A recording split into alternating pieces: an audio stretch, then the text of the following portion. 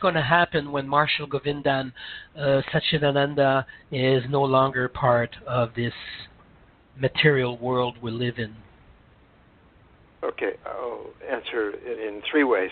The first way is that after getting my first initiation from Yogi Ramaya in 1970, I was on the verge of going into the United States Foreign Service, Diplomatic Corps.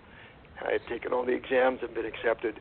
So I asked him the question, should I join your ashram or should I join the United States Diplomatic Service?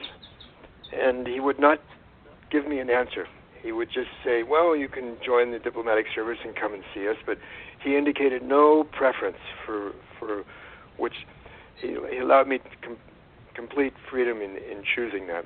The second thing I want to say is that people misunderstand what's referred to as the guru, and this is why we don't use that term in presenting what's called very traditional yoga in the West, because it's so misunderstood. The word guru comes from a Sanskrit word which is the gunas, and the gunas are the modes of nature. We have rajas, which is the tendency of nature to become active, dispersed, agitated. Tamas, tendency of the force of nature when it is subject to a lot of inertia, doubt, confusion, and sattva, which is equilibrium and balance. So most of what we're doing in yoga is to diminish rajas and tamas and to accentuate and increase the presence of the force of sattva, or balance and equanimity. And so the guru is one who teaches you how to transcend the influence of the three gunas. And it is not a person, it is the principle of nature by which truth, beauty, love, and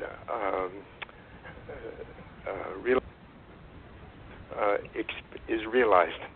So people will confuse the you might say that the person of the when a person is a consistent exponent or expression of the teachings which allows those experiences to occur, we refer to that person as a guru. But it's not the person that's the guru, it's the teachings which come through him. And those teachings may come through a book, they may come through an experience which reveals to you the fundamental background of reality, looking in the eyes of a baby, a sunset, a beautiful experience can reveal these things as well. And so people confuse the person of the guru, which is really just the envelope, the vehicle, with the teachings, the message which is inside. And so to answer your question completely, we could say that these teachings will continue to be expressed and shared by others, and also by the literature which we have made a great effort to preserve. We didn't mention it, but for the last 60 years we have researched all the literature of the Tamil Yoga Siddhas of South India with the help of scholars. We've translated much of it, and we have published much of it, and we have also written many commentaries so that it could be better understood by people in the West. So that's a permanent legacy, as is the ashram in India Bolton. This has been set up so that it will be a permanent facility of an ashram. Even after I'm gone, there will be a trust, a fiduciary trust will be maintaining it as a resource for people in Quebec. So the generations in the future will benefit not only by the literature, by the ashram, and by the teachers who will come after me. So this is what we have done, and this is what we expect.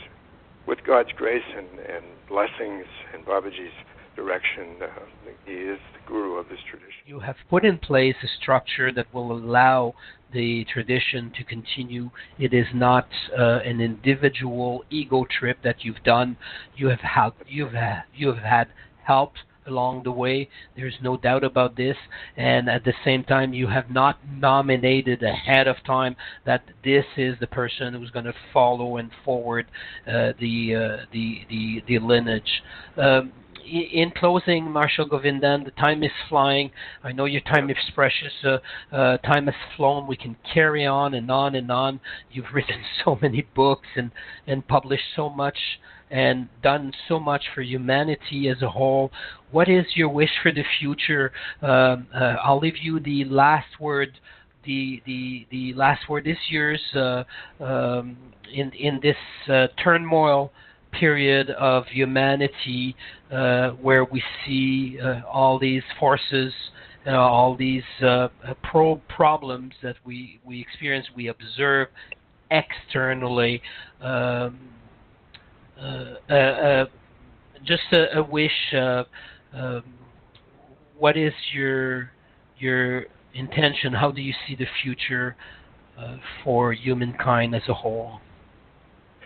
Well, I think, as with most yogis, I see the world as a play of forces, forces of ignorance, forces of fear and doubt, forces of love and compassion and empathy. So I just encourage people in their daily life to lend a hand to the forces of love, truth, wisdom, and to enrich your own life by cultivating these forces personally. As the Siddhas would say, God exists within you as you. He's not distant. He is seeking to communicate through your highest inner conscience, to listen carefully to that inner guidance, and on a daily basis, when you begin your day, seek to align yourself with the will of your highest being within you, your supreme guidance, perhaps with a prayer, perhaps in silence, simply saying, not my will, but thy will be done, or as you will, or may I speak and act and think as you are trying to guide me. So to align yourself with this higher intelligence and to be a force for benevolence in the world, and an expression of light and joy and peace and love. Thank you. Okay. Thank you. This podcast is available to be duplicated. We make the source code available. You can place it on your website, on other people's website, in the social media, yogapartout.com, Babaji, Marshall Govindan, Kriya Yoga. Thank you again, and till the next time. Okay. Thank you, Daniel. I look forward to meeting you one day. Okay? Yes, indeed. Perhaps this summer you come by and see us. Thank you. Namaste. Namaste. Namaste.